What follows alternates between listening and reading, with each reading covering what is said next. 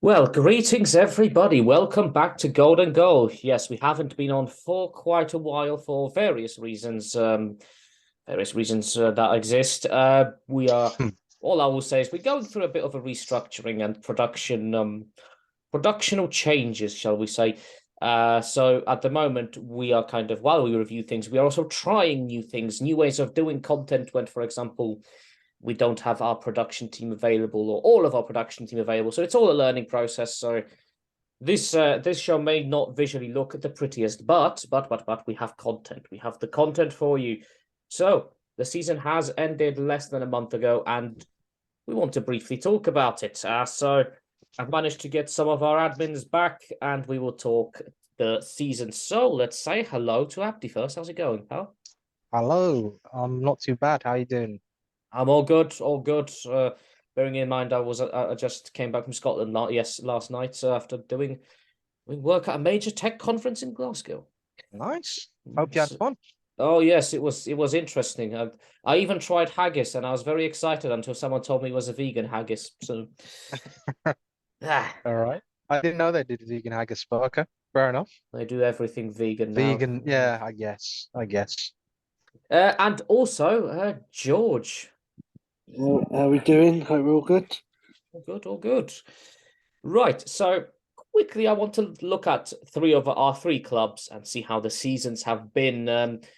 It'd be silly not to start with a club who basically became, I don't know if I'd say, well, technically surprise title challengers because I think a lot of people thought top four guaranteed, but I don't think many people were expecting at the beginning of the season for Mikel Arteta's Arsenal to challenge for the title, George, but yet Arsenal have put up a very good title challenge despite everything. So tell us how do you feel about the Arsenal season? Um, I'm glad it's over. Um, That's always just, good. just, just it's the psychological. Like it's very tiring throughout the whole season. The amount of energy you have to. We like there was games that we didn't win that easy. Like so, if you've got heart issues or anything like that, don't be an Arsenal fan under Mikel Arteta. Um, on the whole, I think we had an amazing season. But yeah, we fell away towards the end. I don't like using the word bottle because I think a lot of different people have different definitions for that word. Only Piers Morgan's allowed to use it. On Spencer Morgan now, apparently, his son. Um, so I don't. Can you bottle something against a team that's won the treble? I suppose you can, but I think what Arsenal's problem was towards the end, we just run out of steam, run out of players. Like one or two players form dipped, and they all the wrong players form dipped at the wrong time. Um, like I always say to Arsenal fans, if I said to you, "Oh, you'll be 2 games away from potentially winning the title," um, you'd bite my hand off, and you would. So I just think it's continuing to trust the process. We've got going in the right direction. I think this summer's a massive thing for me. Um, but going on the season we've had, I think you've seen players elevate. I know a lot of people say no, they won't do it again, but I don't know how you can say that unless you've got a genie or something. But I think people like Bukayo Saka, Martinelli, Odegaard, Saliba, like Ramsdale, all these players have been absolutely amazing this last season. So I think the future's bright, and just have to see what it holds. But I was quite. I wouldn't say I was happy with the season, but it ended a bit with a whimper sort of thing. That might make more sense, but I wouldn't say we bottled it because I just don't think we had the players, and we didn't have the squad. And that's what I think some people don't realise. Like it's easy for rival fans to banter and say, "Oh yeah, you bottled it, whatever." But um, when like if you we had people like Saliba being out cost us quite a lot. But I think the biggest injury we missed was Tomiyasu because normally if he was there, you can put Ben White there where Saliba was. So and he's done well, but when you've got Rob Holding against Haaland, it should be war crimes, really. Shouldn't it? When it comes to Arsenal, I mean, it's a fair question to say, have Arsenal bottled it? What does that even mean? I mean, not many people expected Arsenal to take Man City, who are a very different animal, to task for the Premier League title. And I think, saying Arsenal bottled it to me is quite harsh. I would say. What do you think of Arsenal's season? I similar to what George just said. It's been a great season for them, but it has just sort of fizzled out towards the end and sort of become one to forget rather than remember, really, because expectations towards the end of the season were sky high, pretty much from Arsenal fans, hoping that they'd see themselves over the line. The bottle talk from rival fans, you're going to get that regardless, when you're in that sort of position, that I see and I don't see at the same time. It's still a young squad, and they've got levels to go up. But to be in the position where they were 93% of the season on top is a very gutting to look back at that, saying you were on top for that long and you couldn't get over the line towards the end. But when you're going up against a juggernaut, it's hard to really say that they did bottle it. But those games that like Southampton, West Ham, even the Liverpool game, even those at Anfield, which isn't the easiest place to go, as we can attest to. Those games were the crunch time games, and they couldn't get over those games. And the Southampton game probably was the biggest crime out of them all, to be fair, because you're at home, rock bottom Southampton. They pretty much were gone at that point. They weren't fighting for too much.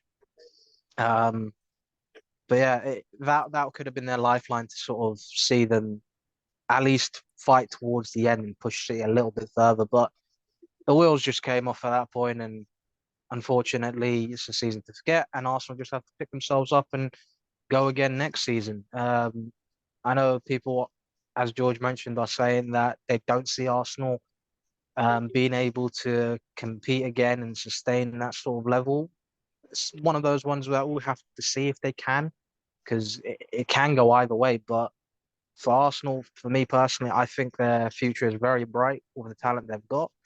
And if they can add to it with the right kind of quality players, young quality players, then I don't see why they can't compete.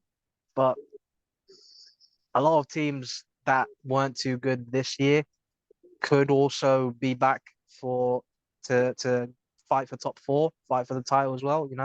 Liverpool had a shocking season. They're usually in and around it. Chelsea had a horrendous season. I don't think they'll be fighting for the title necessarily, but they'll be pushing for a top four spot for sure. And then you've got Newcastle. So it's like it's going to be a very interesting season next year. I think it's going to be very cramped. But for Arsenal, I wouldn't write them off. I definitely wouldn't write them off. Yeah, I think when it comes to Arsenal season, for me, looking at it, I think, as I've said before, even after the Man City game, after the 3-1 loss, where I said, that when it comes to Arsenal, I think Arsenal fans should be very proud of their team. And I'm glad to see there are Arsenal fans that are proud of Arsenal for what they've done, because Not to many take of it, not many, but the ones that aren't are, quite frankly, I think, quite delusional, because yeah. looking at a team like Arsenal, I don't mean this disrespectfully, but we've seen what Man City have done to European juggernauts like your Real Madrids, your Bayern Munichs. We've seen what they have done. They've swept teams aside completely, and for a team like Arsenal to actually keep up with them in the Premier League for that long and only lose the title by the amount of points they did, I think, to me, it shows a lot of intent from Arsenal when not many people thought they would take second, never mind fight for the title. A lot of people have said, "Oh, Arsenal finished fourth." and they'll get top four. And they Well, did that. To be fair, I don't think most people even said they'd get top four. Like Arsenal fans did for most of them, what I remember. Yeah, I But mean, I've had quite not a few that people. many. Not I've that had many quite a few people. people say that. To be fair, I think there was a belief, and there was a lot of people predicting Arsenal would get top four just because they Or were so yeah, close to and it. fighting for it. They'd be Mm. pushing for it at least. So But yeah, I think Arsenal have surprised a lot of people, you and look at that conversation, Arsenal battling for top four. They didn't battle for top four. Like I don't know you what the points was in the end, but no, you you literally you walked got to it. It was you comfortable. got it was you got top four quite a while back. and that's the difference. Like, and I think, like, I don't understand why people are saying this, like the season coming up, that Arsenal are going to struggle. I don't understand it because I know what everyone's saying that other teams are going to strengthen. I completely agree, they Yeah, but will. so will Arsenal. Arsenal But can Arsenal strengthen will. too. Like if you like, I know we'll get on to transfers later, but a couple of the players that they're being linked with, they're not crap players. No, and you have to like, also think about think about this as well. You know which players cost you a lot when they get injured, and these are the players that you're going to have to make sure you've got backups for. We'll I'll get be on to honest. Chelsea, but it's like Chelsea's situation with Reece James. Yeah, I'll be honest. I think Arsenal. A lot of what Arsenal do this season, and I hate doing this because I hate being one of those fans. All hinges on if they sign Declan Rice. Well, we'll Because get on to transfers later if because City do get him, then yeah, might as well just. I don't well, go. You never know. Chelsea might win the Saudi Premier League, mate. Got your own team then, no? well, depends. I mean, so do many other. I mean, Wolves have got players going there. A lot of yeah. I think we Not could do a whole show on Saudi Arabia's influence on the footballing world, fairly clearly. And yeah, there. But yeah, I think. Yeah, there are games that have cost Arsenal. You have to say the Southampton game and the West Ham game were probably I the big think ones. The Brighton game, technically, I if they've think won both all the three, Southampton ones. Like, I yeah, the think draw at the beginning of yeah, the season. and everyone forgets about that one earlier in the season. What I would say is the Liverpool game. I don't know if that's. I mean, Liverpool turned up in that game. That game was probably one of the Not iconic at the games of the start. season. Not at the start. Second Not at the half, then, start. Like Arsenal were literally tearing them apart. It could have been threes and fours at one point, but the crowd was dead as well. It was just that Xhaka incident sort of riled them up a bit, and then Liverpool sort of fired up, and they came out second half, guns a blazing. I think the games that done it for me were the two set, and if I'm being super critical, it's the two Southampton games. Definitely the West Ham one. You can't be 2-0 up, wherever it is. And Saka penalty didn't help as no, well. and then Could have been all 3-1 that. at that point. I think Took that's it when away. Saka's confidence went for the rest of the season. To be honest, and the other game that I think cost us a bit was the Newcastle game earlier in the season. Well, when that's I mean, 0-0. Like we should have had a penalty, but that's another show of debate. But like it's done small margins. Like even Guardiola said, like apart from Liverpool, he's not been pushed by like anyone as like he's not. He didn't say he was worried, but he said he's never had to worry about other teams. well, you could argue that the season before Liverpool pushed Man City all the way until the last day of the season. Yeah, that's what I mean. So If you're looking at that, I just They were leading though. They were sort of in control. yeah. they were Whereas in this one, control, but they were in didn't really control, have but the they knew control one. until It was always that 1 point yeah. gap towards the end of the season, and they knew that one slip up would have cost them. So Liverpool did push Man City, to be fair, 2 seasons ago. Yeah. Yeah. And I But don't go with the narrative that because I know Man City lost to Brentford last game of the season. That don't happen if the league's up for grabs on that last weekend. No. I'm sorry, it just doesn't. no, it only would have happened if it happened because No, Man City. they're on the beach. They're on the beach Yeah. after it was That's- the Forest game as well. It was like I know that it was Yeah. done at that point pretty much, but you basically just were like, yeah, you can have it. And then the Chelsea game was sort of irrelevant for them. Well, Yeah, you could tell it was irrelevant. It was probably the most boring game of the season. They're already partying. The party had already started for them. Because I remember saying like against Forest we wouldn't win. I said it like because we just I don't know, something happens when we go to Forest, but Well, that plus it was pretty much done by then. Let's be yeah, realistic. and No one and expected I Chelsea think, to do anything. and I'll be honest, I think this is where it goes down to the squad with Arsenal because they've had to play Saka all that time. Whether he was injured, he was shattered, whatever way we look at it. So if you have a bigger squad, like we'll compare, I know it's like comparing David and Goliath, but Man City can have people like Mahrez, a World Cup winner in Alvarez, Laporte, all them on their bench. No one in world football has that. No one has What the they squad have. depth like Man City do. But, yeah, but like fair play to them. It's what 115 charges gets you. But Yeah, well, it's funny how they've gone very quiet, hey, the chart. Anyway, moving on swiftly. We could be here for a while if we carry on. About the mysterious disappearance of the charges, brown envelopes. We move on to talking Manchester United now. So, Abdi, we'll obviously start with you. Man United season started quite interestingly with losses to Brighton and Brentford. You were for a few weeks a laughing stock. Then you bounced back against Liverpool, which no one gave you, and then you kind of had problems with Ronaldo, but where Ten Hag kind of put his Was foot that all down. last season? Yeah. You Yeah. get Mate, and I'm the, not even It's been the joking. longest season you've of had my a cup. life. You've Not won the even League joking. Cup. You've won I the thought League that Cup. was the one before. You've also then had a very interesting game against Liverpool. Yeah. That 7-0. Tell us about Man United season, I of thought that course, was the season before. and the I'm not meeting even with your beloved Sevilla as Exactly, well in mate. the Europa League.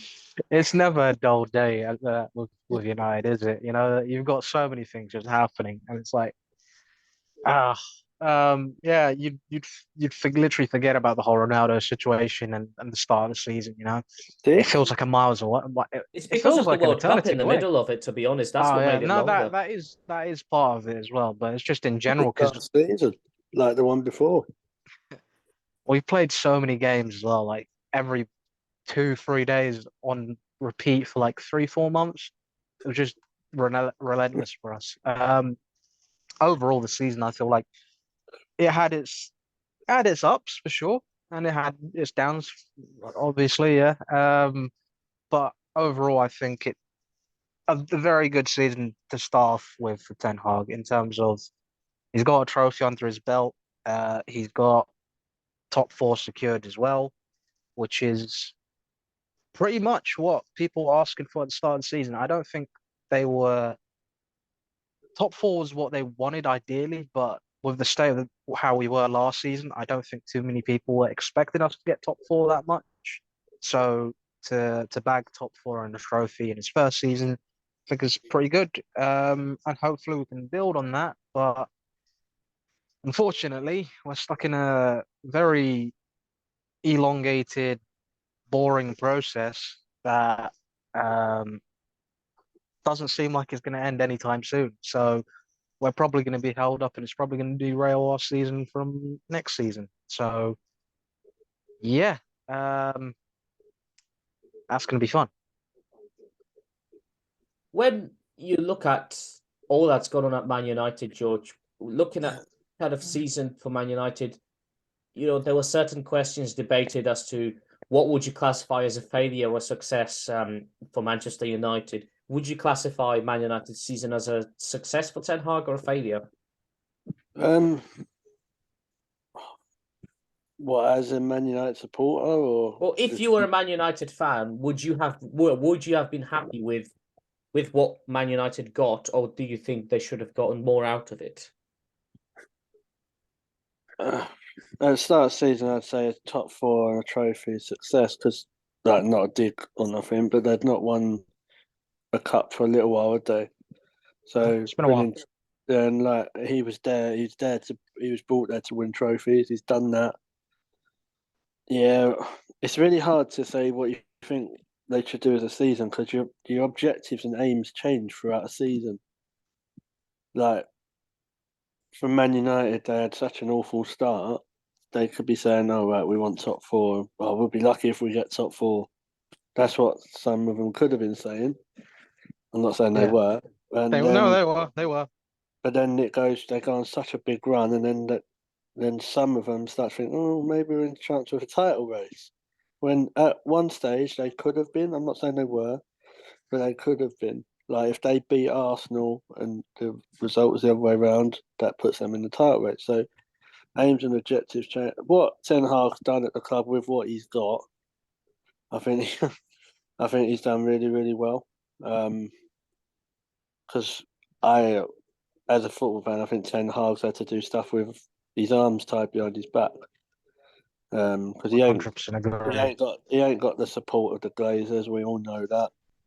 Like he's had to do with what he can. Like, and if anyone wants to come at me and say he does have the support, then all I say to you is Veghorst. That's all I say. Yeah. It's sabotage, my friend. Great It's player, sabotage. legend. Yeah, so like a legend maybe like As much as I love him, yeah. table football maybe or something, but and like when you see people like Anthony, like Man United,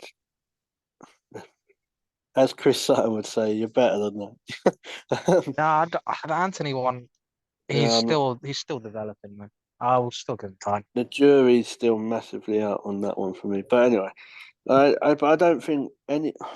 I know Man United. People say Man United have spent hundreds and hundreds of million. They have, but they've not been backed in the right way. And I was having this disagreement with an actual Man United fan on Twitter because he was like, "Oh, yeah, well, the Glazers have backed us," I went, but they haven't. Like, all right, they might have spent this money on that person, but you spent all the money on the wrong people. It's like watching Arsenal, when just before when Emery was there. So I think the sooner the better for Man United is when they get the Glazers out, whether it's is it Saudi, Qatar, whoever. So If they get them in, I'm then sure Glazers will announce they're staying. but at like this rate, they are. So yeah. but I think for Man United, I think they've got a lot to owe Marcus Rashford for. I don't like. It's probably been one of his best seasons. Has been Um, definitively. yeah. So, um, like the only bit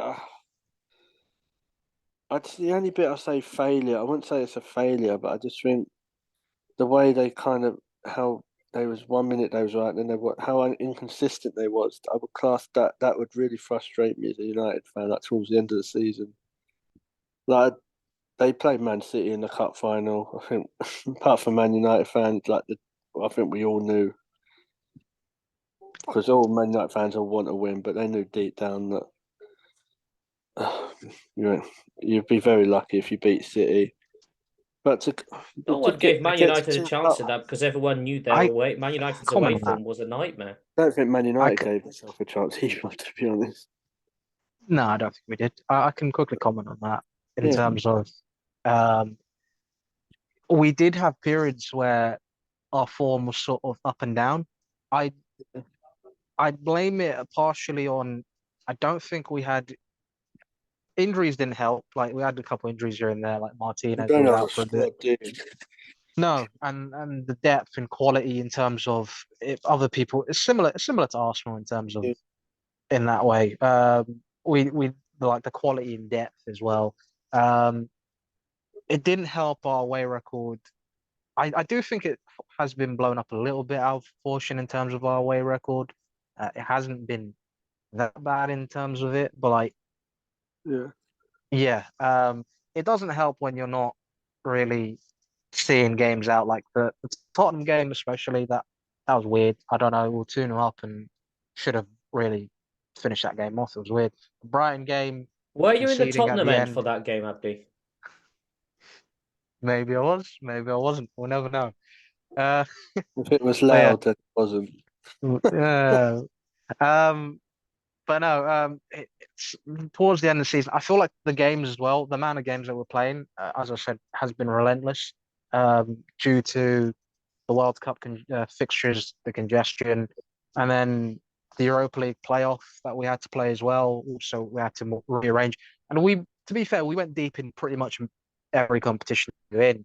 Carabao Yeah, Cup final, we won. FA, we got to all the way to the FA Cup final. Europa League could have been better. Um, Sevilla, I hate them. They're our Achilles heel. As soon as we got them, I was like, forget this, man, I'm out. But yeah, it injuries and schedule caught up to us really. And we're gonna have to deal with that a lot better this coming season. Am I optimistic? I'm just in the middle really. I don't have too many high hopes, judging by the way things are going with us this transfer window. Um, but that could all change. It depends if we somehow pull our finger out and start making some proper signings and backing the manager, then we can do better. But yeah, it's had its moments. Yeah, it's like as long as the pressure don't start to mount, you'll be fine. Yeah, yeah. So I had to get Wow, For, that went straight over no, his head. no, I didn't. I got it straight away. FA Cup final wise, didn't help that we conceded in 13 seconds. That was shambolic. Um, I genuinely, we weren't that bad in that game. Um, we could have done a lot better in terms of what we were doing and taking our chances, but I don't think we were that bad. I feel like people have overblown that one as well. They'll say, "Oh, Man United are horrendous. They'll this, that, that." I remember Man We City. weren't. We really weren't. I don't think Everyone loves it. Man City weren't even that good. They were good, like, but they weren't. There's different levels to Man They were City. I good don't think enough. yeah, exactly. They were good enough. I don't think they were that good. It was same in the Champions League final as well. They were good, but were good enough, but they weren't that good. It was like um, They weren't that damn but they, good. they they got over the line, so that's all that matters really. You can't really Yeah. say too much on it. We Yeah, just quick, weren't good enough. just ending on the United stuff. Like, if you offered Man United 2 cup finals, they win one. Right, fine, they wouldn't want to lose to City, but then get top four. I'll trade the Carabao Cup for the FA Cup. Yeah, I think like they'd bite your hand off, and I think Man United and Arsenal are in very similar positions when it comes to squads. Like, do I think Arsenal and Man United are near each other on form and all that stuff? But table wise, no, and that's not being crappy about it. But I think United have got to get a bit better to if Arsenal can keep what they were doing last season. But then I think United could transform everything if they bring the right players in, and I just don't have that belief that they will. Not under the Glazers, but then they've had their like big points. Like, I think people got to remember they had people like Rafael Varane, who's at one of his on his day is probably one of the best centre halves in the world, injured for quite a long time. They had Ericsson.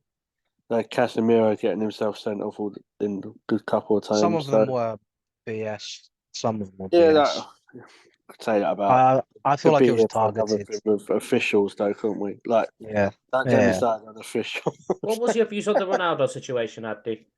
Um, it was bound to happen. And the right call was made. He had to go. You couldn't come out with saying all that stuff and not be punished for it. And if it was dragging the team down, then yeah, he had to go essentially. Time sort of healed that situation for me now because it feels like it was ages ago. But I don't hold that much. Uh, I wouldn't say anger is the right word. I was more disappointed and a bit upset about it, and I felt kind of weird towards him after that for a little bit. But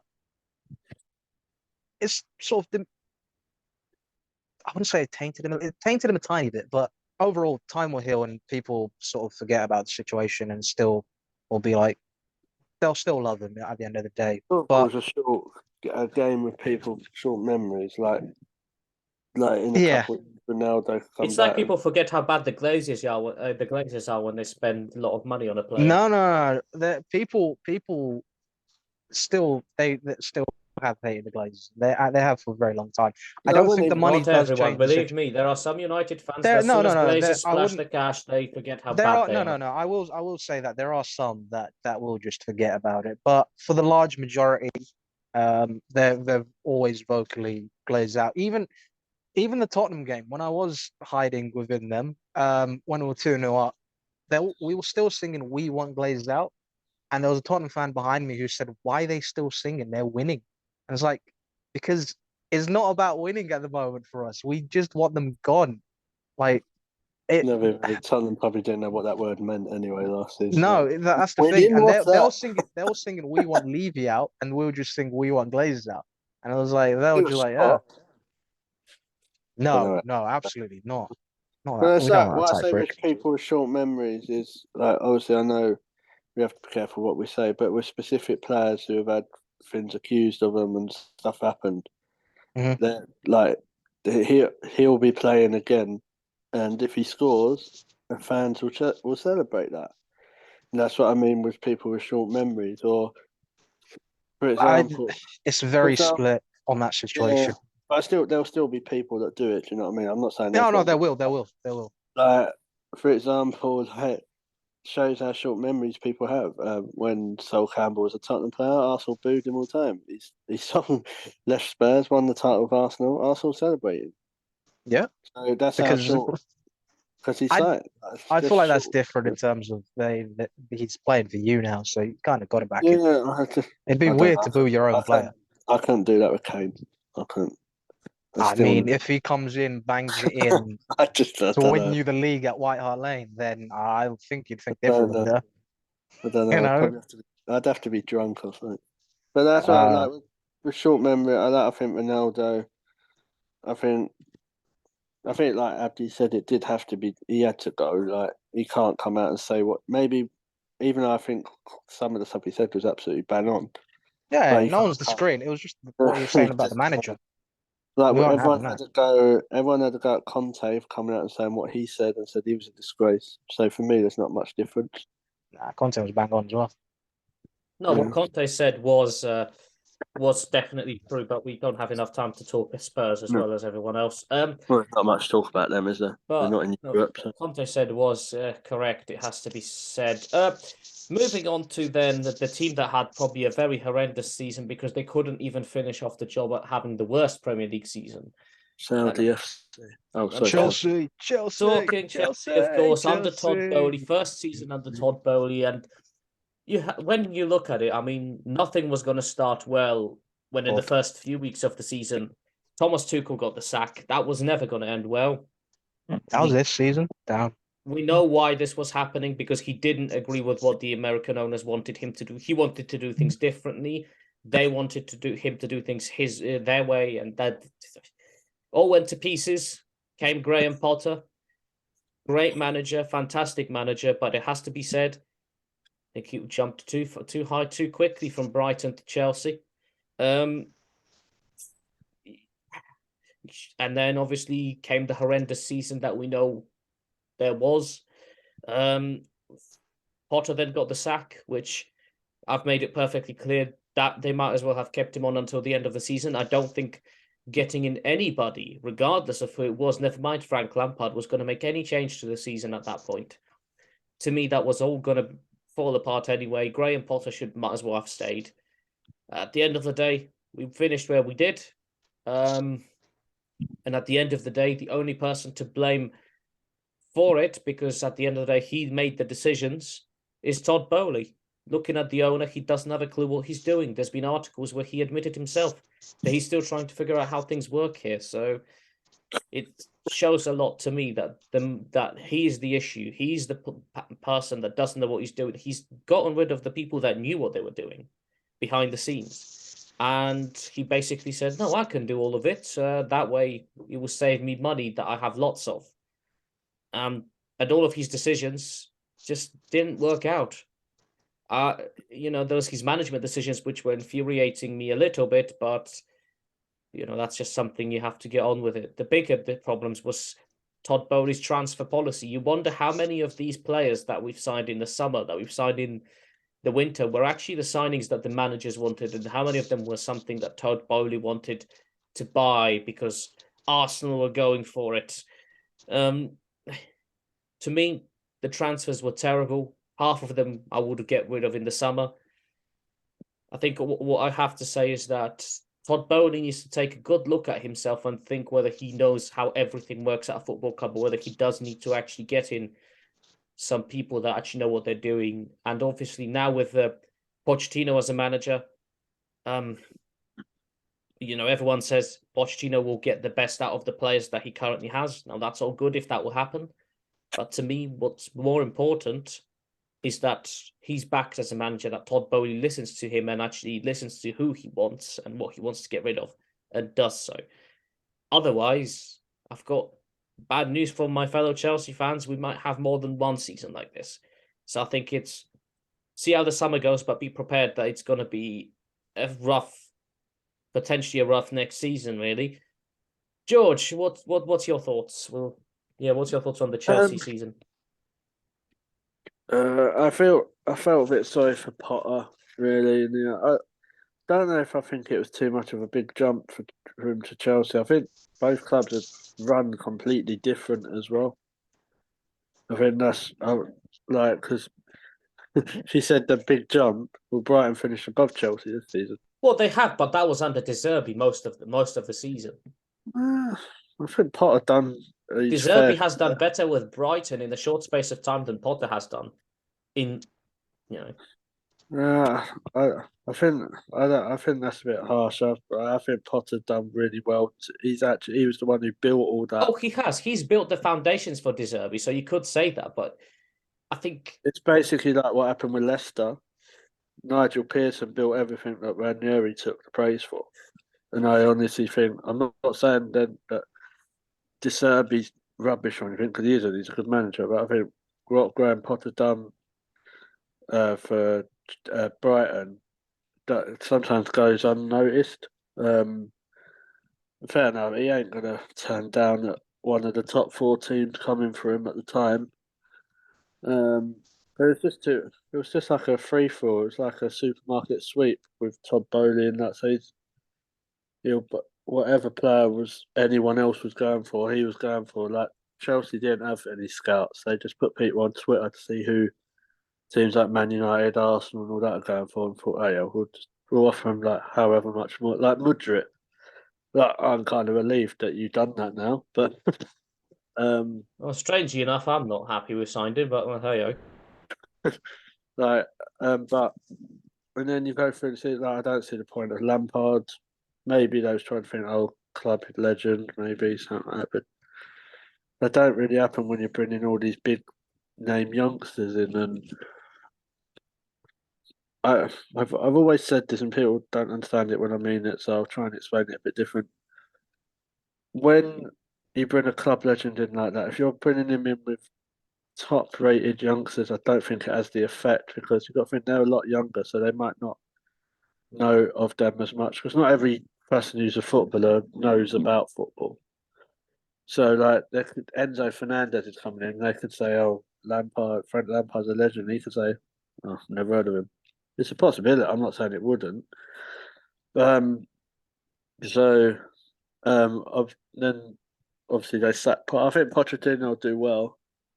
I think he'll get you He'll definitely get you to battle for top 4. I don't think your title challenges yet. I think far from, to be honest. But it all depends who you bring in. Like it's when I say that, because Chelsea just throw money at everything anyway, and the players they're being linked with will obviously make you better, and you're getting rid of all your deadwood to Saudi. And Kai Havertz going to Saudi? No, but he's the only one who isn't. I wouldn't class Kai Havertz as dead wood, to be honest, because he's one of the players from that transfer window that actually, compared to players where we bought Timo Werner in the same window, you look at how both of them did. I'd said Kai Havertz did just that much better at Chelsea than Werner did for the time he was there. I think he's got that UCL tax because he got the winner. What's that? I think he got the UCL tax because he's got the winner in the final. Yeah. So I feel like people are getting more. I think that as well, and I just think he was played in the wrong position in the wrong system. Like, because if you actually watch What is his right position? Well, if you watch Kai Havertz when he played for Leverkusen, he was more like a 10 than he never really played on the right or the left or up front. So obviously we'll come to transfers later, but yeah, it's interesting where he potentially could be playing for us. So, um, would I say Chelsea? Like, I think Chelsea fans should be relieved that they won 3 or 4 more games than they did. That's all I'm saying. Yeah. Like, if they were 3 or 4 games less than they did, I think they would really. I'm not saying they'd go down, but they would really start to. They would have to have looked over their shoulder. Um, it's hard. I don't actually know. Like, there's so many issues here, but where I could say with Chelsea, and it's not because you're a Chelsea fan. It's just I don't know where to start. Like, where the issues were. Like, I think Mendy there's a was lot of issues amazing. that stemmed from one issue particularly, which was Todd Bowley, and then every other issue stems from it. I look at it like Mendy was amazing for you guys, and now he's been shipped off to Saudi. Like, and Kepa was coming. Like that, I think there starts the issue. I don't think they knew who their best players were. They had Reece James and Ben Chilwell out injured for most of it, which is a big miss. Then they had the ball. You don't have a striker, or when the only striker you have is Aubameyang, and we all know about him. Like, where does for me, like Chelsea, it'd be interesting to see what actually Chelsea do. Obviously, I know they've got Nkunku, but he's not a proper centre forward, is he? Is he more like He's Havertz? sort of he can play as like a 10. Yeah, so He he's a he can play as a 9 as well. yeah. So So sort of maybe 9.5. yeah. So maybe you think that. Then you got the Lukaku business. Then you got like all the they've had to get rid of so many players before a certain date because of FFP, which I think is absolute rubbish. But um, so it's just a bit of a mess, really. And I agree with what you said with Todd Bowley. Yeah, he's gone in there and not, and he's thought, I'll just do this, do that. And it's just not worked. Like, where, like, centre half wise, like, it's just, that's what I mean. Like, we could have a whole show on Chelsea. Like, and do I think they'll be as bad this season as they will, next season as they was this season? No. Um, but then, it's, it's hard. I think they could battle for top 4, but they've got to bring in a proper striker for me alongside Nkunku. Like I don't think Lukaku will ever play there Chelsea again. have a But lot to bring in, to be honest, and definitely I would not have Lukaku. I, I think the like Lukaku thing has gone a long time ago for me. like Kovacic, like I know like I've said again, we will get to transfers, but that's mind-boggling for me. Like I thought he's one of their best midfielders. He was. So, Again, this is another decision where I was like, I don't know why we're selling him. When I saw that this was happening, I couldn't understand it. so yeah, like and it's hard to say that now because I'm comparing Chelsea to this season to like coming up because I wouldn't be surprised if about 10 players left. So we've got rid of about four or They're five. almost there. They're almost there. No, and so um, we could be looking at a different look, like a different type of Chelsea team as well because the way Poch plays. I think they've I will say, I think they've basically buried Frank Lampard for a long time as a Yeah. manager. Yeah. Unless the only way he works it back is if he takes a League One team and stays with them for like 2 or 3 years, or a Championship team, and then builds it up like that. He's got to start from the bottom again. I think when it Um, comes to Lampard, I don't think anyone, to be honest, I think if anyone expected Lampard to actually do something at Chelsea was deluded anyway, because at that point, Chelsea had nowhere to go, realistically. Chelsea had nowhere to aim for. So, the thing, how do you motivate a group of players like that? Like let's be real, you know what's happening. Nothing. Like well, they there's knew nothing they to weren't play going to for. get Champions League. Them players were on a beach a long time ago, and they didn't need to do anything when Lampard came. Nothing they were going to do was going to get them anything, and anywhere near the time. There's a lot of issues. It's like one of those problems. It's not a big issue that you can take on. 5 or 6 different issues. But I just find it mad that like next season you're going to see like I think this is what put the nail in the coffin when someone on Twitter said, "I can't wait to see Chelsea and Spurs in round 2 of the Carabao Cup." Well, Yep. we'll have to wait and see what That's happens. right. I'll give you a quick few minutes on Chelsea as well, if there's anything you want to add. Yeah, actually I do. Um, we all know how the season went. But my main thing I want to talk about is our friend Todd, good old Toddy. You know what?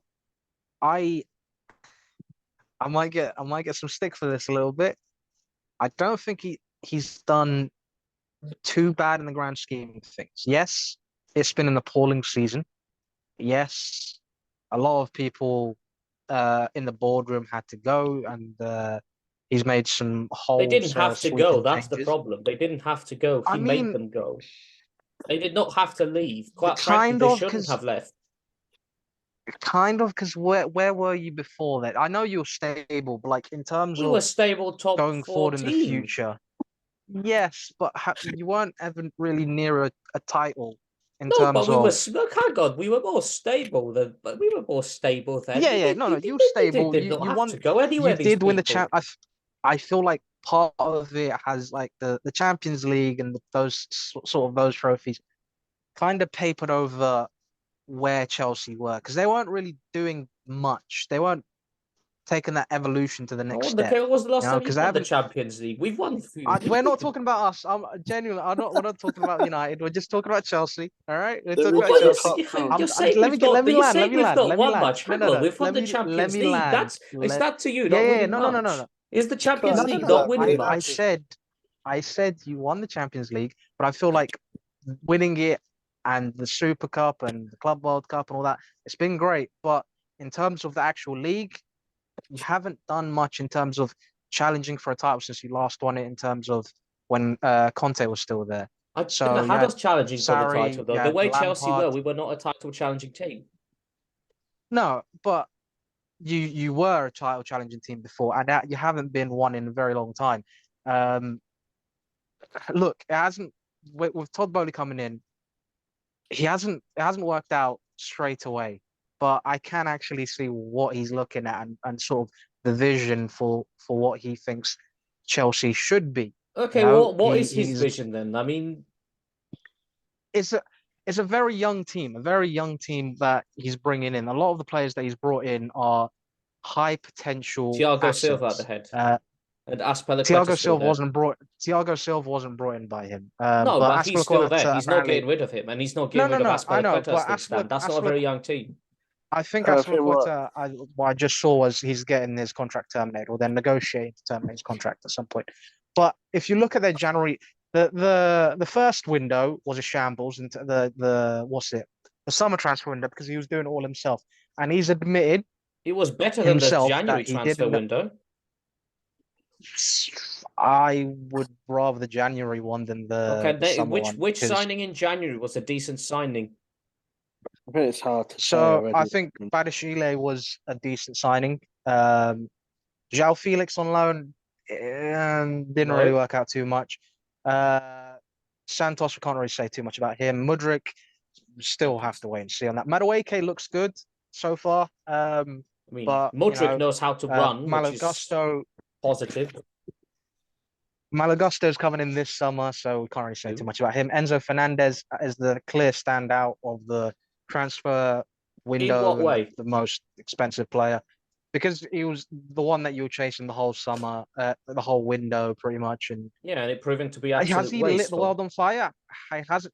No, I don't think he's lit the Yeah. world on fire, but I've seen where he can be, and I feel like he will be a very good signing for you.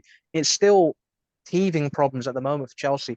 It's hard to sort of get out of the situation that you guys were anyway within that season because you were sort of going downwards, and I feel like it had to get bad before it gets better for you guys. And I feel like this is where it's sort of where it's the better part where it's going to go up.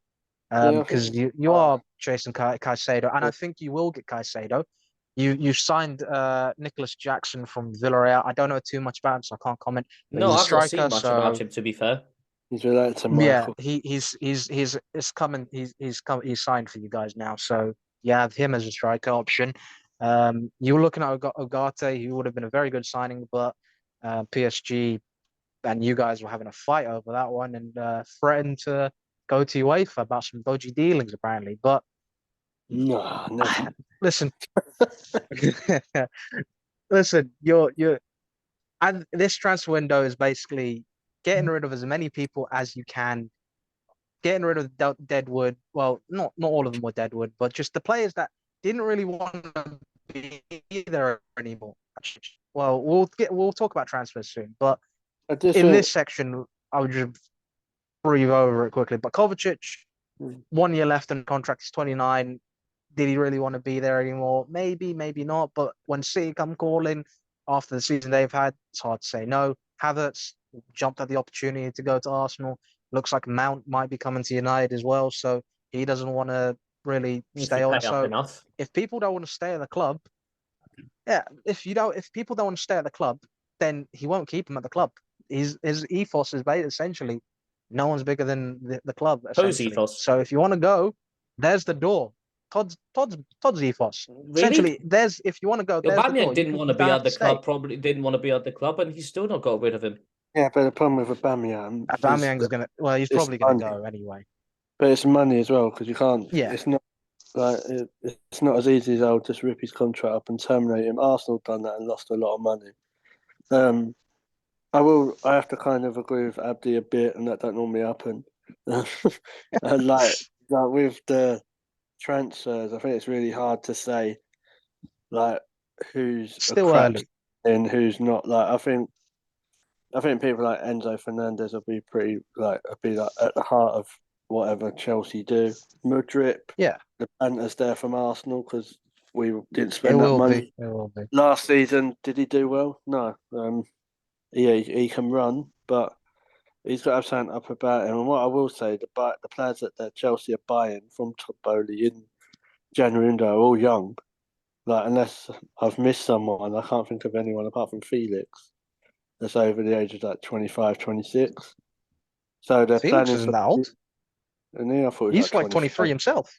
Oh, okay. So yeah, I just think that he's doing a similar thing to what Arteta's done, like with the young players, but it's easy to have a go at all the players because no one played well. Like if you, It's I not can't the think of players; one. it's more the fact that the players they bought are the players we didn't really need.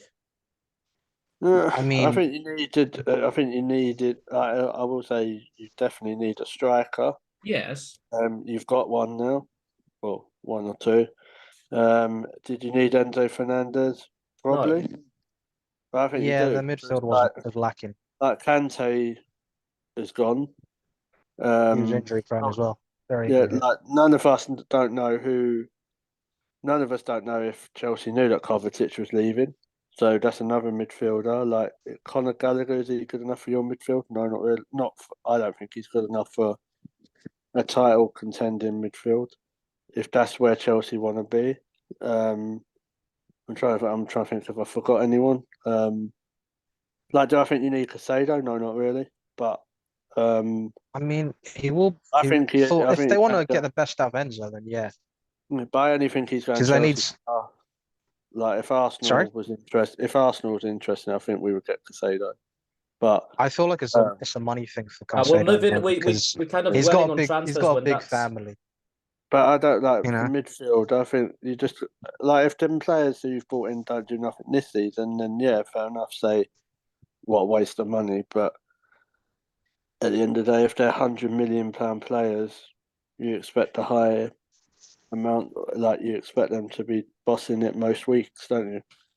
well. yeah. Even then, you look at the contracts that the people that he's getting them to sign. It's very long term contracts, you know. So it's not just Yeah, but about we know why that is the very case. We quick. know why they've given them these long contracts. Yeah, no, for the amortization and to not to get caught out and all that stuff. But also, they're high, a lot of these players are high potential with high potential ceilings. So it's a long term project rather than just everything gets done sort of now. But he is moving aggressively in the transfer window, and Yeah. he does like to ruffle a lot of feathers, you know, and a lot of people question his motives and the way he conducts himself. But you know, he's shaking things up. And if I was a Chelsea fan, I'm not, you know, I'd be like, hey, a lot for crying about it. Big deal. You know, you can continue crying about it if you want. But, you know, for Chelsea, I think the future is bright for Chelsea. I feel like you have ambitious owners who want to actually succeed, and they're going about it in a very aggressive manner. Right now, they've just bought Strasbourg in the French league, so you have a Yes. feeder club there. So you can loan players out to develop. You know, David Datro Fofana apparently is linked with them now. So yeah, I think they have more than one feeder club. I think we've got plenty. they'll be looking at well, to be fair, yeah, they'll be 'Cause I looking did, at Portugal as well. But I didn't actually know this, and it's not a rumor or nothing. It was spoke about on the TV. Is that 5% of the people that know the people that bought? I can't think of the word. No, like The PIF own Yeah. 5% in Clearlake So Capital. yeah, Yes. so there's a feeder club there. But not whether I agree with it or not. I'm just saying, like, in that sense, I think Chelsea have more of an ambitious future, and I'm not just saying this because I hate them. I let them Spurs Oh or no, even Liverpool, 100%, personally. 100%. If it work, it might not. I don't know. Partly as a London rival, I hope it don't work. But because if all them players click, it could be another like Man City and Chelsea could run away with it.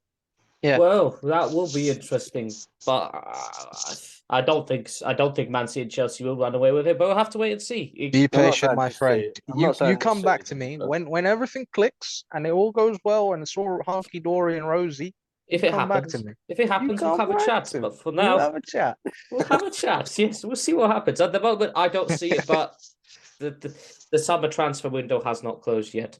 So It's just only started, it all I wish- but depends it's going to who be we too long buy. for us. So I'll I just wish it had. hibernating. So yes, we'll see how it goes. There's an hour to go still, which I want to look into a few more things here. So let's look at some awards that I want us to give out. So I'll come to each of you in turn. You're gonna have to make one nomination only, and explain obviously your reasons why. All right. So we're gonna start with. Don't go obvious. No, please don't go obvious, but also don't go Well, stupid. We're going to start with the overachievers of the season. The overachiever of the season, team that has done much better than anyone would have thought, based at the beginning of the season. And we're going to start with Abdi. Who are you going to nominate for your overachiever of the season as a team? I have a couple clubs in mind. Newcastle is the easy option in terms of did anyone think they'd get to fourth this soon? And then Brighton as well for getting Europa League. But I feel like Brighton getting Europa League was more feasible than Newcastle getting. No, actually, is that I don't know which one. I'm just gonna say Newcastle for this one because Okay. they Nice and predictable there. yeah. Okay, George, your overachiever of the season. Are you going to go who I think you're going for? I'm starting for 2, but I'm gonna Left between Leeds and Everton? yeah. I was gonna say Spurs, but so obviously normally I would probably say Arsenal, but I'm not gonna go for them. I'm actually gonna go for Aston Villa. That's the third one I was thinking about, Like which is good. when they started with Gerrard, obviously they weren't that good, and then just to sneak whether I know people like take the mick out of the Conference League, but for teams like West Ham, Villa, it's a step into Europe. So I mean, look at the Conference League for West Ham. You know People, yeah, people Massive who seats, don't, massive. people who believe their club is better than that will laugh at Conference League, but it is still a trophy at the end of the day. Yeah, like you look at it because like now West Ham fans like they're well happy like they won the European Super Championship of the Galaxy or whatever it's called, and like they're in the they're in the Europa League. Like, so fair play to them. Like, I'm a bit salty on West Ham at the minute, so but I think I say Villa. Like I did think Brighton as well. And I Well, do see Arsenal as overachieving, but I think Villa's the more okay, success so story. Newcastle and Villa. If I'm not mistaken, I feel like at the start of the season, I feel like I said Villa to get like Villa get rid of it. seventh, eighth. Um, I mean, I 'Cause will get your I feel predictions for like the beginning of the season, and we'll look at I them know, on another yeah. I recording feel because I like think that needs to they be done have, quick. yeah. I feel like they had the squad at the start of the season. I've always maintained that. Even I feel like the season before, I did say Villa to get seventh, Yeah. but I've always stuck with that one, But where just from I where feel they like, were. yeah, no, because I feel like they've always had the team. It's Yeah. just that Gerard didn't get the best out of them, and they're sort of in the relegation zone Another, towards the start of the season. another one I've So just thought of as well was Fulham. Super Unai, Is you know, I think Fulham overachieved quite a lot as very well. good season for them. Very Well, good season. that was actually who I was going to nominate is Fulham because when they got promoted, and I think it was during the day they actually hammered Luton 7-0 in the Championship, and we were all We're A joking. good day for you. The It Premier was a League. brilliant day. It was fantastic, and I'm sure we'll talk Luton in season previews, but we'll not talk about them now. There's better things to do. I think if they kept Mitrovic without No, when if he Mitrovic didn't kept beat up the himself, referee. you know, Yeah, if he didn't beat up the referee, they would have got Europe. I would say to me, we always say Fulham are going to get Potentially, relegated. I bet 30 quid with a friend that Fulham are going to get relegated, and now I lost it. So, Ooh. You should listen to me. I said they wouldn't. well, I didn't think they were capable of Premier League survival, and that's come to bite me on the arse. So, you know, This is the one season I said Fulham wouldn't go down. I was like, Fulham, Fulham they to look me too are the good to go down. overachievers. Are my nominee for the That's a overachievers. good one. That is a Carlos good one. Vinicius cost you 30 quid. Yeah. The entirety of Fulham cost me that, but hey, so we've got Fulham. Fulham, Villa, and Newcastle as our three overachievers. But to move on to the opposite side of the spectrum now and talk about the underachievers, the teams that were thought they'd do better and they completely flopped. We're going to start with George. Who's your underachiever? Don't take it. Don't take it. Don't take it.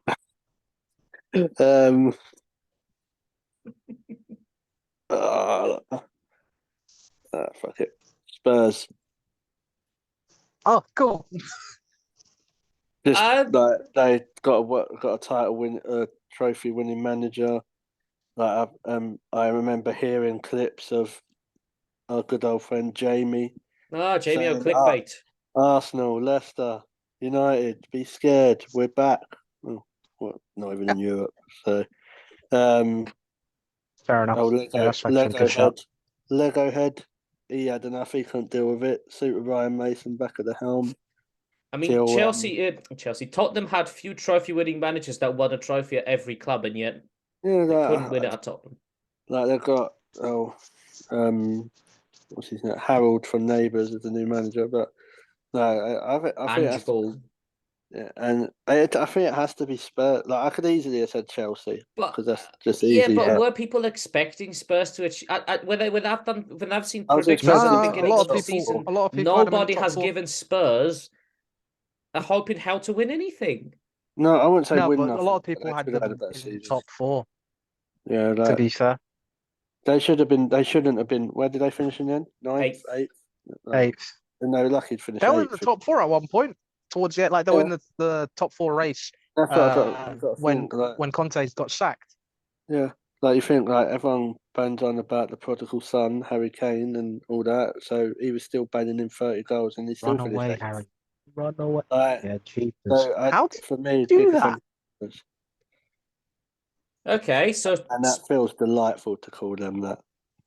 I mean, it's like that every season, really, so far, for the last 15 years. Well, they overachieved when they was in under Poch. Yeah, Yeah. that's true. Poch has gotten the best out of them players that he had, which is what people say he'll do at Oh, Chelsea. they'll a very good side, to be fair. So, Back then. Abdi, Elevated. you're underachievers. Don't compliment Spurs. George might start kicking off. Yeah, I you think probably will. him and Amrabat.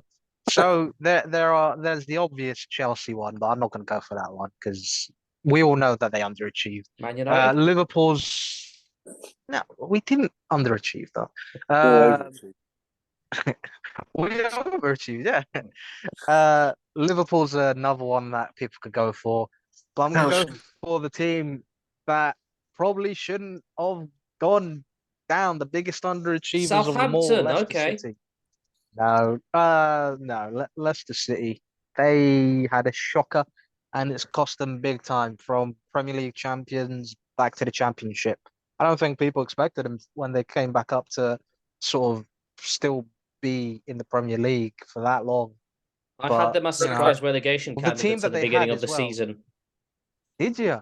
Fair enough. Fair enough. I've got a question for you. Um, So with West Ham, ignore the yeah, conference that they won. Surely that's an underachievement. yeah. What they've done. Ignoring the It Conference League, is in yes. terms of their league season because they Yeah, were that's still what I mean. fighting Like for league relegation. They season. were only what 4 points away from the drop zone Yeah, from the league, but then afterwards you taken the yeah. I if suppose you it's- do add the Conference League, then afterwards they don't care. They don't care as long as they're still there, pretty much. But yeah, Yeah. Leicester City for me, biggest underachievers, unfortunately, and they've paid dearly. They definitely have. Underachievers for me. Liverpool for me. Yeah, I was thinking I Liverpool. think don't get me, they were pushing Man City to the title until the very last day of the season. Champions League final, which they lost. Couldn't even get top four. I'm gonna go, or I'd go for Man City because they Thursday did. nights. What's that, George? I'd do Man City because they didn't go the whole season unbeaten. They didn't get the golden Premier League Yeah. trophy, eh? They couldn't. They're No, not they having couldn't it. beat Spurs away. They're not having it. Couldn't or score at Leave, Spurs away. leave our trophy alone. It's fine. They can win the league for the fourth season on the spin, which no one else has done before next season. That's So. that's fine. Can't Just do not. that. Imagine if they do that and get the Invincibles also. I told you, cricket's better than football. Right. So the next award we're going to go for, we're going to focus a bit on the players and the managers side of things. Let's go for Young Player of the Season, and we're going to go with Abdi first. Bukayo Saka. Yeah, that's the Bukayo Saka for me. Towards the end, he did tail off, but he was fantastic for large majority of the season. So yeah, Bukayo Saka. Bukayo Saka for Abdi. George, are you going to copy? Or are you going to go for something different? How old is the age limit for Young Player of the Year? 23. What? Well, as the oldest. It's Yeah. 23. It's under Okay. 23. Okay. That's fine. There's not many other. Okay, not 23s these days, but I'm gonna go for Martin Odegaard. Yep. I think he's absolutely elevated. Like Saka was brilliant, but Martin Odegaard as a captain as well. To be fair, he has he's been a completely different player. Apart from De Bruyne, I don't think there's anyone better than him in the league at that from this season's form. I think Arsenal are there. I'm not saying just because of him, but the way he leads, like you got to think like he's like I say, he's not that old. He's still young. He scored, I think, 13 goals from midfield. So yeah, I'll go for Martin. Okay. It's a tricky one without going predictable, to be fair, because there's Go on, go for Martinelli. you have to say that Arsenal had, but the youngsters were basically, the poster of Arsenal. Really, it's the young squad that Kids did are so all right. well. There were some young players though that emerged this season that were quite decent. players such as Julian Alvarez, who I particularly like the look of. I don't like the look of him in Man City, but He hasn't played enough for me. he That's the hasn't only played thing. enough. He is a fantastic player. Young players that have come And onto the scene that he were should be looking good, playing like more. Rico Lewis, I think it's good to look at them. Certainly, for me, it has to be Saka that was a final nomination, just because he has been one of the true players. If I wanted to be risky, I could have taken a gamble on Ivan Toney, but He's not young, what? He's 28, Yeah. 27. actually he's 28. Yeah, I forgot. No, Yeah. yeah, I wouldn't bet on that. I wouldn't bet on it. No. Yeah, Maybe. Gamble dodgy away. odds, dodgy odds. It's all right. He's gonna age 10 years for the whole because of all this, I'm sure. I'm gonna go for Saka, like I said, my final nomination. It's predictable, but I think it's hard to look past either Martin Odegaard, Saka, or Martinelli, the Arsenal youngsters. I can't really look past that. Okay. So we're not going predictable so far too much. We're going to go for player of the season. So if people want to, they can take a gamble on Tony here. George, Yeah, they can. your player of the season, regardless of age. I don't like going obvious, so I'm going to try and think of someone else. I will probably go for Kevin De Bruyne. Okay. Man City's Kevin De Bruyne. Abdi. Sometimes the obvious option is the right option. So the flipping robot himself, Mr. Erling Haaland. I thought you say Rashford. Oh no. I would have Yeah. gone for Young Purdy. He was the other one I was thinking of. Yeah. He's 25 now. But I didn't. That's why I didn't know how old he was. So. Yeah. To be fair, I think for a player of the season, predictable it is, but you'd be silly not to go for Haaland, really, because of what he's done this season and what he's achieved. Davison Sanchez. I mean, no, I was more thinking Oliver Skip. Good player. But yeah, I'm gonna go for Erling Haaland. I think it's hard to look past that. Now, see who people go for this one, because that I remember this caused a lot of debate in a Golden Goal WhatsApp group where we've had a big debate as to whether the predictable pick will have it. Manager of the season, Abdi. So had you asked me this on the 28th of May, I would have probably gone for someone like an Eddie Howe. But due to unforeseen circumstances, I have to go with Pep Guardiola, unfortunately. Oh, come off. Unfortunately, as much as I hate it, but it's just the right option, sadly. George? It's only one choice. Super Mick Arteta. Not Nathan Jones, then. Who? Nathan Jones. He's only in the league for a cup of coffee. Who is he? Very funny. Oh. I'm not even joking. Who was he? Oh, come on. Like, No? I can't. He was the Undertaker's tag team partner at WrestleMania 19, but he got taken out. Yeah, anyway, but like, I think Southampton manager for 5 years. Oh, that one. Yeah.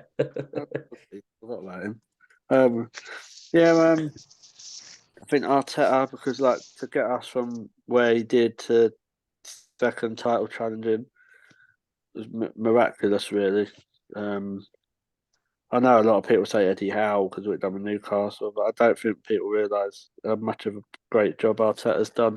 I won't say that on social media because I will get told off, but You'll yeah, get attacked. well, it's all about Edu out at the minute, so yeah, so I'd say it's between Edu. Yeah, go on, get to Edu. It's between Arteta and a really obscure one is Cooper from Nottingham Forest. I was going to be worried you steal mine, but you haven't. Cooper. Do you think the amount of I think he done really well to keep him up, and Especially with the whole New Forest team, pretty Yeah. much. yeah, I, I, between them and Chelsea, they nearly had a 60-man squad. I mean, he Yeah. tried to recreate MLS with his purchasing of old players. I want to say two quick things. Sorry. If the two options between like Arteta and Eddie Howe, I feel like if Arteta had won the league, it definitely would have been him, hands down, 100%. The only reason why I'll go for Eddie Howe over Arteta is just because of how the season sort of ended for Arsenal, even though it's been a fantastic season overall, and the way I feel like you play the best football, scintillating, and yeah, you're fun to watch. But from where sort of Newcastle were and how fast they got into the top four, I feel like not many people really put them in the top four. So I feel like it's a massive overachievement for them as well. So yeah, it's a very close one between those two, to be fair. And the second one for Steve Cooper, it just shows when you're in a relegation battle, sometimes sticking with your manager is maybe the better option than twisting. You know, not always, but worked out for them. My manager pick is going to be very obscure, and I think he deserved to be nominated for it, and he never was. Gary. Is Gary? Well, Gareth. Is it Gareth O'Neill or Gary O'Neill? Gary. Gary. Yeah, O'Neill, He's gone.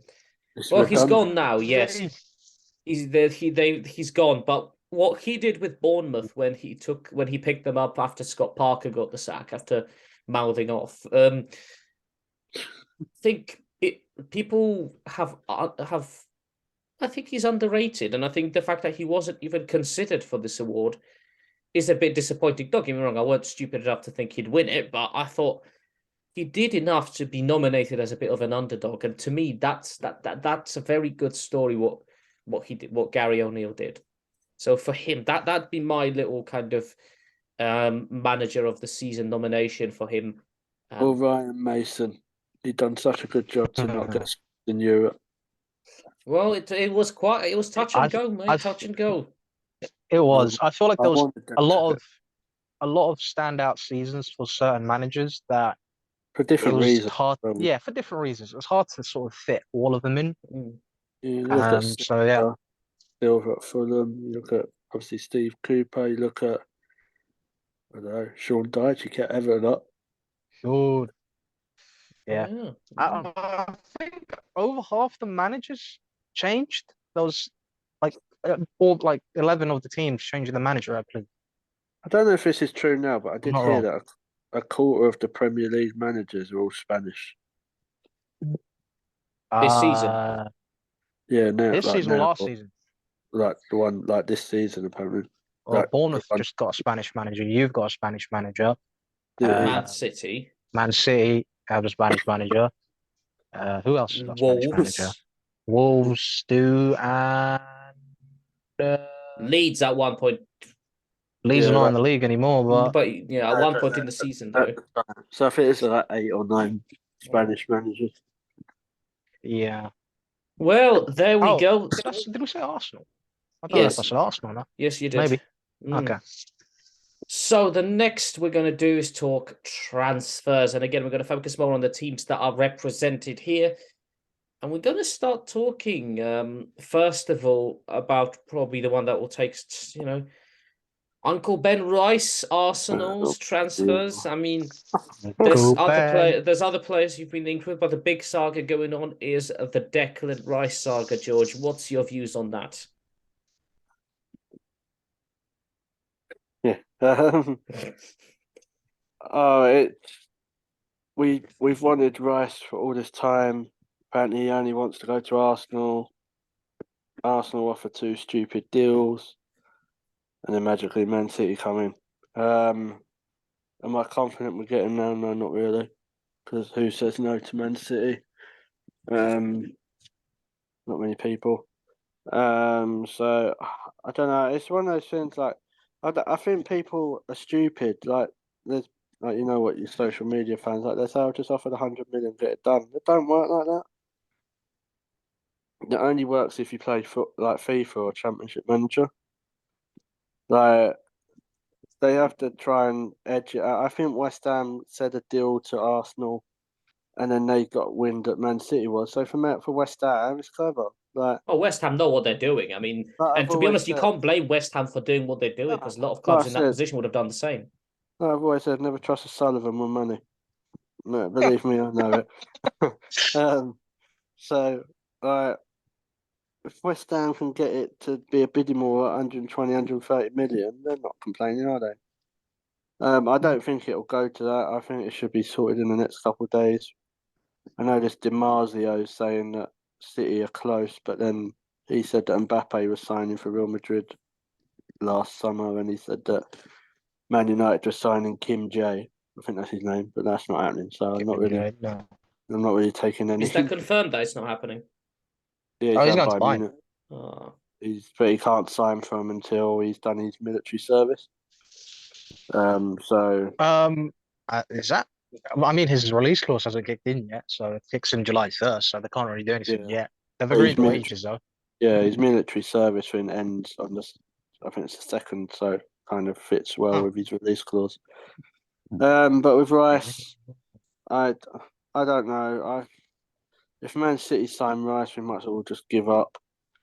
To be honest, like if you've got Rodri, Rice, and Kovacic as a midfield, like it's good. I got to worry this league's going to turn into the German league. Like it's just one team, but I hope I'm wrong. But if Rice signs for Arsenal, then it elevates us. The people I feel sorry for are people like Kai Havertz and Gerard Timber, because like it's quite close apparently that they could be signing for us, and no one cares because like it's all about Declan Rice. Like, I think Gerard Timber is going to be an amazing signing if that comes off for us. Like I know United were after him last season. He's like perfect for us, really. Are there Like, any other players you want Arsenal to sign? um, obviously I do want Declan Rice. I'm not going to sit and say, "Oh, I'm not doing what some Arsenal fans are saying and saying, oh well, oh he ain't worth 100 million because he isn't." But I Not many still, players are. We can discuss the um, transfer fees here for yeah. ages here. See, for me, I think we need a couple of midfielders. Whatever happens, like there's options like Romeo Lavia from Southampton. I think that's how you say his name. I think he's quite a good player. I think we could potentially get him. There's Martin Zubimendi. There's um, there's another Sociedad one. I can't think of his name. That was gone off out my head. But if you said to me at the start of the window, we'd sign Timber, Rice, Lavier, Havertz. I think that's an amazing window so far. A lot of rumours coming out with Havertz is that he's actually going to be playing in the Granit Xhaka role, which is interesting. But he's not actually If going to that's be playing true, up I'm kind of front. scared for you guys. Not gonna lie. Yeah, like Can you see that working? Yeah. I mean, yes and we no. played him badly out of position, and that was a something. But this, Yeah, but not in the Yes, 8. yes and no, because Kai it all depends. Xhaka, Because he played there for Leverkusen a few times, but he was more of a 10. Where Chelsea played him, like he's come out and said that he didn't like playing up front. I don't know. Arteta does strange things, and like I don't think like if you think would Granit Xhaka don't play like a proper number 8 though. I think that's what people forget as well. Like it's more like Partey was more controlled, or Jorginho like midfield, and then Xhaka was like just behind the front three. So it was that sort of 8. Does he have the defensive things to do that? I don't know. Um, I don't know. That's what I was It's about to say. interesting. Xhaka has more defense back in there. Yeah, but I suppose it's one of those things we just wait and see. But then I think people do forget as well. Zinchenko could always slot in there, and you've got Tierney. Looks like Tierney could be staying now, which I'd rather. And we have got Smith Rowe, who was being trained to play in Granit Who? Xhaka's role. Yeah, exactly. The one who scored last night. Back from the dead, huh? Yeah, exactly. It's like the I went Undertaker. missing for that. So I don't know. Like I still think whatever happens, if you sign Rice, you need another midfielder. If you don't sign Rice, you've got to go and get two midfielders. Okay, so Um, midfielders for Arsenal then. yeah, like I Romeo. don't. Yeah, I think he's quality, but we'll see. But I don't see like up front. Like everyone goes, oh, you need a striker. They're not going to get a striker. They signed Jesus last season. I've heard Nketiah might want to leave, so I'll be like, see you later. Well, he didn't score them 20 goals, 21 goals or something that you had a bet with Tommy. Oh yeah, that didn't work, didn't it? What was the But forfeit if you lost that bet? so Tommy had to get a top Arsenal top with Eddie 14 on the back. You lost that bet? Did you have to do something? I think I got away with that because Tommy said nothing about it. So. Oh, well thought out, right? Oh, it's a one-way But bet. yeah, You gotta love those ones. yeah, I'd rather keep Balogun. Like, I'm quite a big fan of Balogun, as people know. So it's all up in the air. I mean, But I does he think want to play as number 2? That's the question. And he doesn't sound like he does. that's no, and that's the issue. Like, but if you want to fight for your place, I don't want players who just did think they can walk in a team. No, Like, you you need don't. players to be able to fight for their position and showcase that they can compete with the players that are picked in these positions originally. Yeah, like, I That's the whole think the point of way, players. That's where the players give you their best when they fight for the position.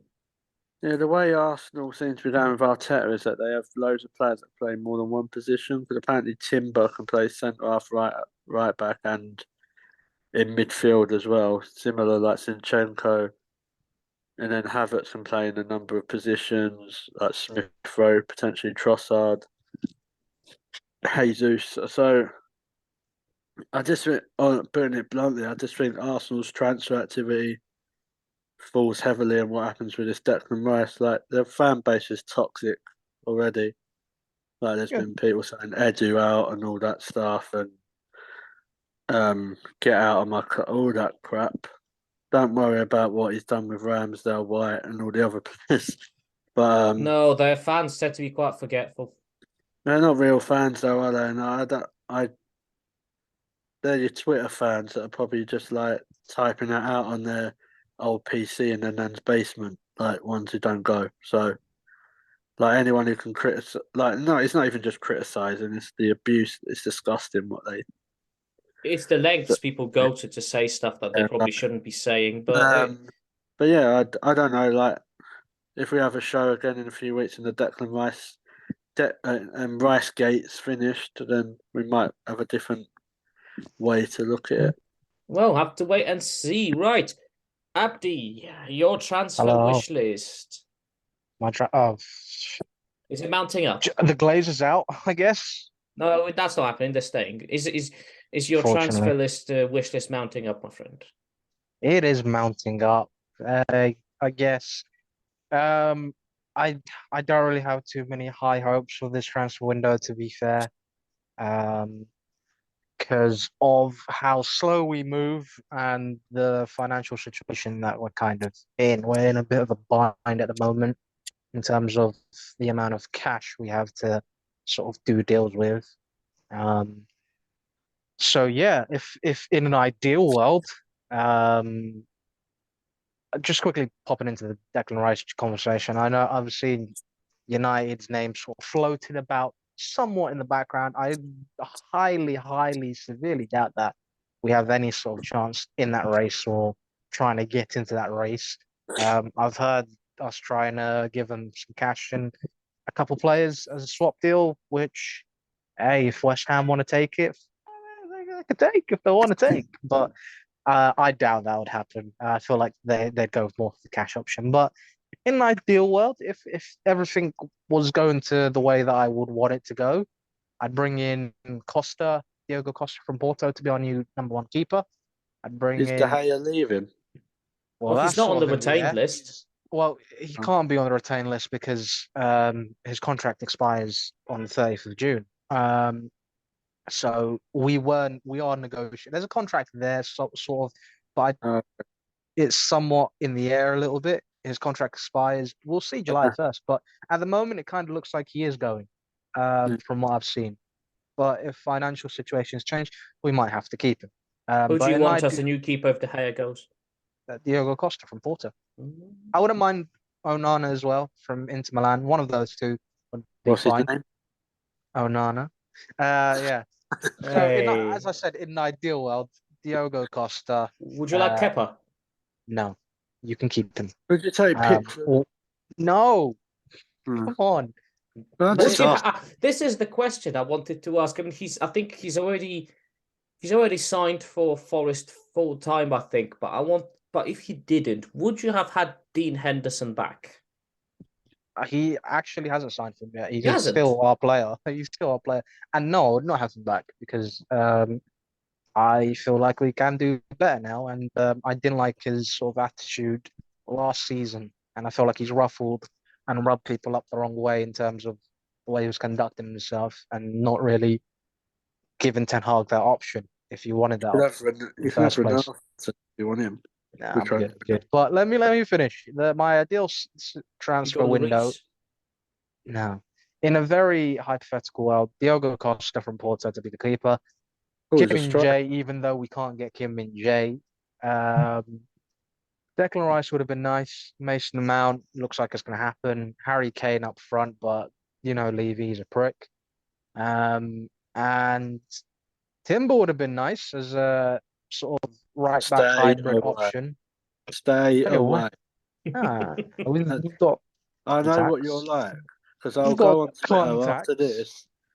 I'll go on Twitter after this and I'll say, "Oh, Man United enter the race," and if they do, I'm coming for you. I don't think we will. I think we've got other priorities, and I don't think we will get centre back anyway. Leave But him yeah, alone. I would sell Harry Maguire on. I would move Scott McTominay on. Fred, maybe. I love Fred, but if we can get some money, we'll take it. If it's decent money. And yeah, Decent money for Fred. in a realistic world right now, still would go for a keeper, probably Costa or Onana, one of the two.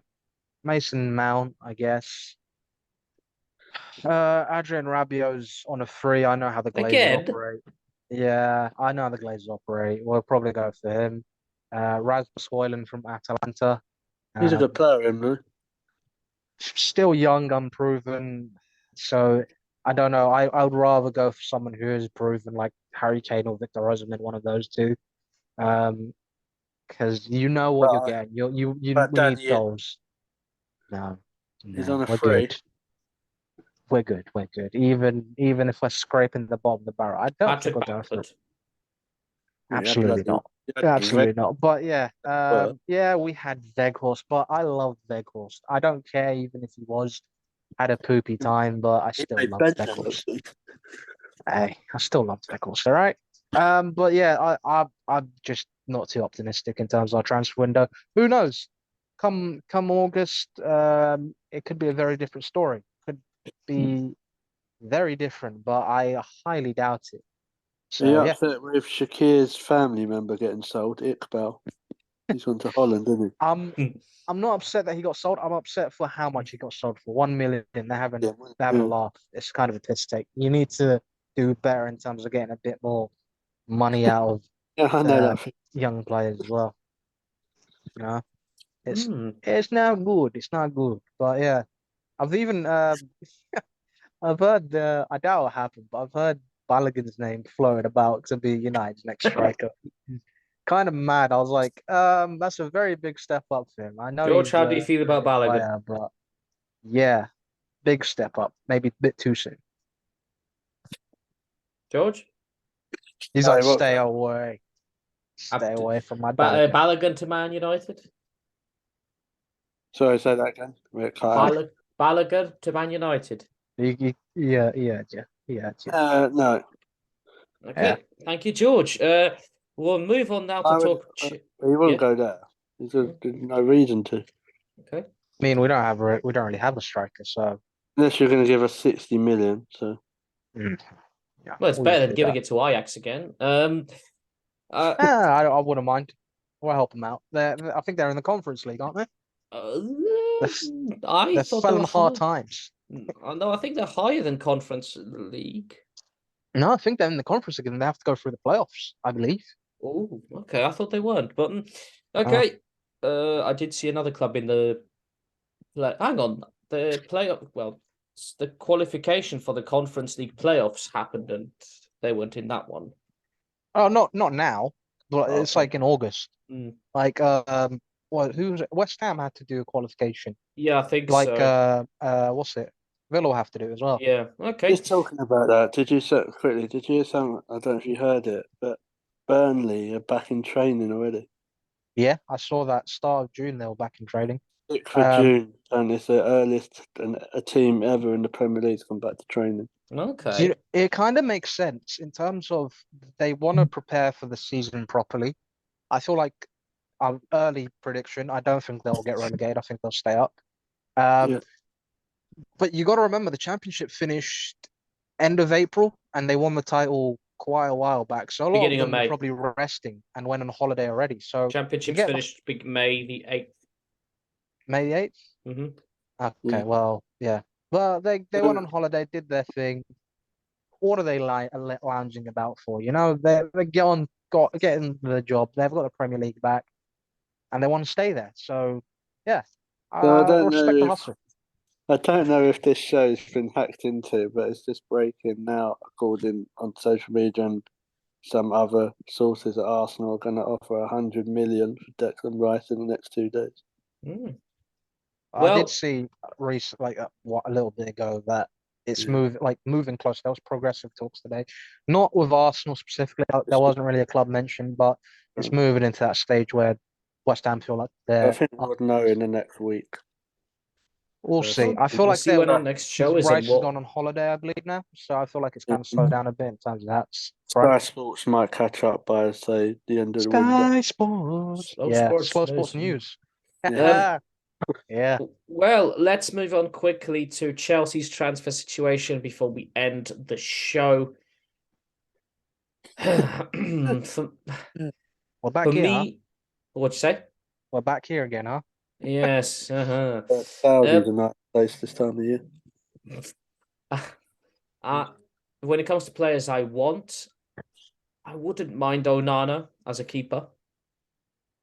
But I would like to see if Pochettino can get Mendy back to being the good keeper he was if he doesn't go to Saudi. He's gone, mate. Is that official though?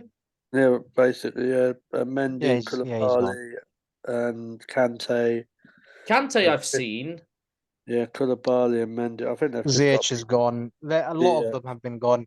Koulibaly's gone. Ziyech is gone. Hudson-Odoi is the next one, apparently. Mendy's gone, and Kante's gone. Havertz has gone as well. Well, Yeah. Well, not been some of them haven't been confirmed officially, but I guess they are gone. Not officially, but They've the passed Romanos, their here we but go. they passed their medicals apparently today, so it's just like an official announcement sort of thing. Well, I'd like Onana from Inter, I believe, and another person I'd actually like to come into Chelsea is that chap from Napoli, striker. Victor Osman. That's the one I forgot I could never remember his name. So yeah, I'd like him Victor.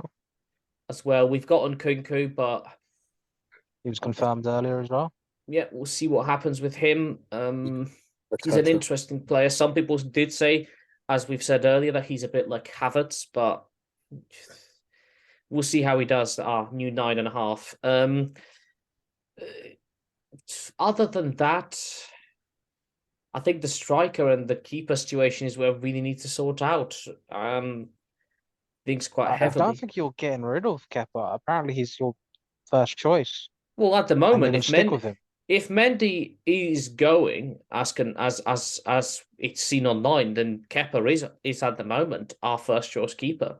I think the second. Yeah, no, but I mean, we've seen people say that Pochettino has said that Kepa is going to be his first choice, and they've pulled out the Onana race because you're looking at Onana and look like you're going to go for him, but you kind of stopped yourselves because of with Kepa, and apparently United yesterday had talks with Onana's agent about a potential deal. So looks like we're in that race at the moment. There we go. This is what you get when you're in Glasgow for 2 days. You lose track of transfers. Yeah. Mate, I took a it.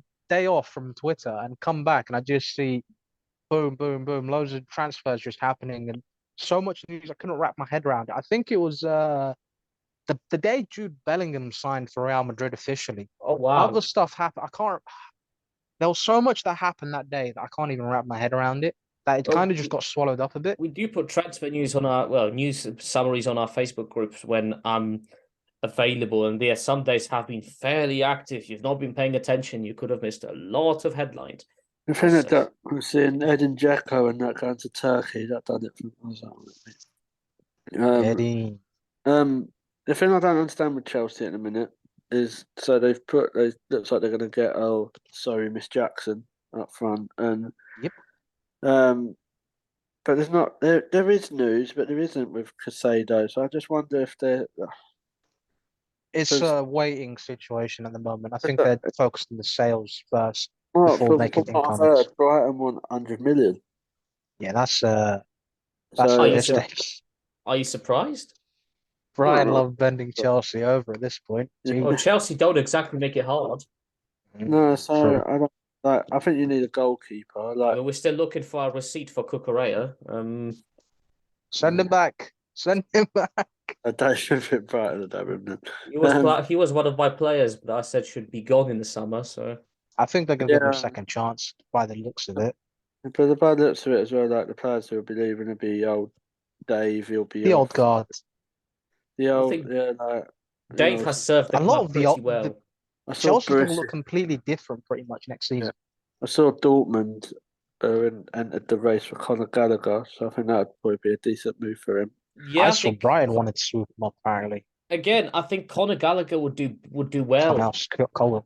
at both Brighton or Dortmund. I'd like him. I think I'd rather him go to Dortmund, but since Dortmund are my team, but one of them. But That's true. yeah, I could Gallagher. see Levi Colwell, I think that's his name, being added into that Casado deal. Maybe. Yeah. I mean, Probably. we priced him somehow at 30 million. And More than that, you wanted to. oh no, They Brighton, offered we 30. rejected a 30 million deal. We Yeah. wanted more I from know that yeah. once. To be fair, I Deal for actually, Mount, didn't they? I actually understand that, and if I was Chelsea, I'd do the same thing because it's kind of a piss take. They come in low for you, even though he's a crucial player for them that they want to keep, and then anytime they have someone that you guys want, they'll bend you over the table for it. So no, Brian needs to get a bit of a taste of their own medicine back at them.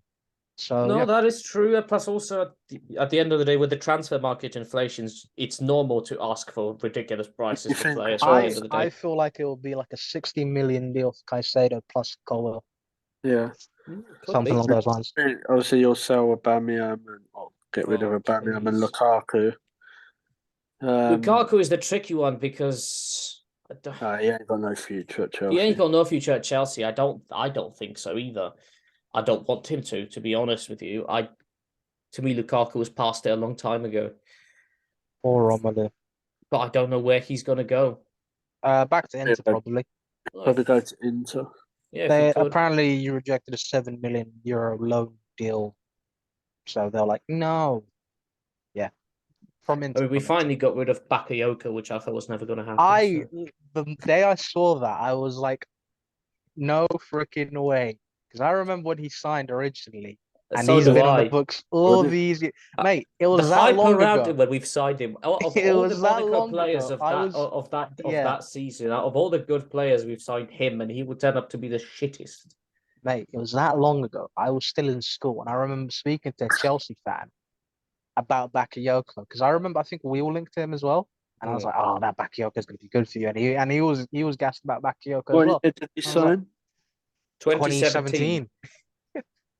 It was 6 so years long ago. It feels like forever that he was just there, never ending. He was just shipped out on loan every season, I pretty could much. see a little bit then. Sorry. I said I could see a little bit by then. I So could in see that quite a time, bit the last time Spurs won a trophy, but that's by the by. No, that's ancient history. That's prehistoric, brother. Jurassic, Right, there you Jurassic go. Hot Then. There is Well, our I want to quickly talk about one more club. One more club, please. Newcastle United. Flipping hell, what are they about to do? 70 million euro for Sandro Tonali been accepted by AC Milan. Yeah, I've seen that this afternoon. And then they want to also go for Teo Hernandez for their new left back spot. And then not stop there and go for Federico Chiesa. They're going for a Serie A triple swoop. And if they complete all three of those, I feel like that lifts their squad up Well, I levels think already. the which Saudis is were keen to spend smart and slowly at first, but now Newcastle are in the Champions League, they need to brush up that squad. I think that's a bargain, though, even for Sandro Tonali. Like, I yeah. think he's a bit Well, quality. in Like, these days, with Yeah. modern transfer prices, yeah. you It's think one of the 60 million is 70 million euros, isn't it? So probably about 60. yeah, just 60. under £60 million. Yeah, so you think that, and then they need players. I think the biggest bit of business they can do is if they give Bruno Guimaraes a new deal. Yeah, I think they have offered him one, if I'm not mistaken. Because I know But Barcelona, with their unlimited amount of money, Are sniffing. I want him. I So I don't think he's going to go anywhere in terms of the project, Well, the Barcelona just spent trajectory. loads of money on Gundogan. Yeah. Fortune. But I was going to say for Newcastle, in terms of what they're looking at, they move smart. They've got a very savvy approach to the transfer window. They always Um, have done, though. A lot of people thought they'd spend stupid when they took over, and Yeah, actually, they've always been very clever with their spending. they have been, and if Hurts me they to say, continue but in this way, mm, yeah, no, they're doing it slow and steady, and they've trusted in Eddie Howe, and Eddie Howe's proven them right, sort of thing.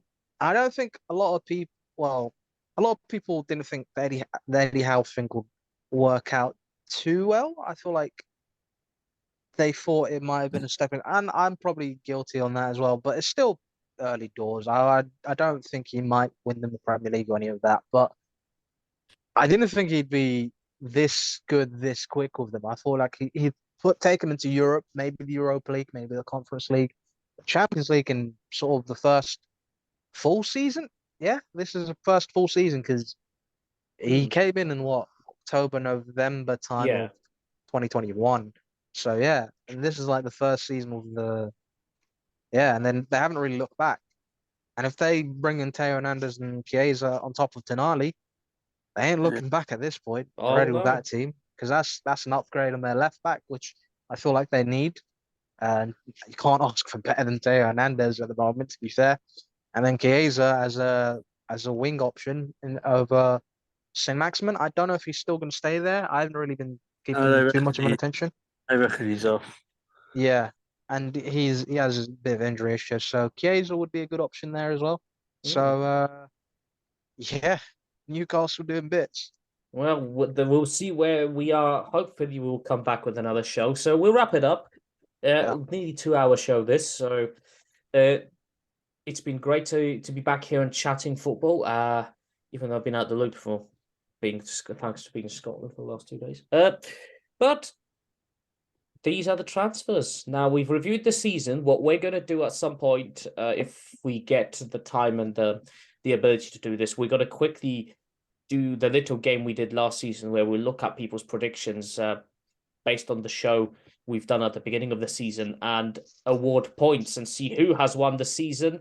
There's some stinkers in there. We will reflect on them all. There's some stinkers. At the moment, I think in the game, people who are still with us are Sam, our producer Sam, Abdi, George, and myself. So it'll be a battle of 4 people. So we will hopefully be able to get that sorted in the next few weeks. As I said, we are going through a bit of a restructuring when it comes to the channel and stuff. So things are required and different things are being trialed. So bear with. Hopefully, we'll have a better plan for next season. But hopefully, you've still enjoyed this show and you can still join us.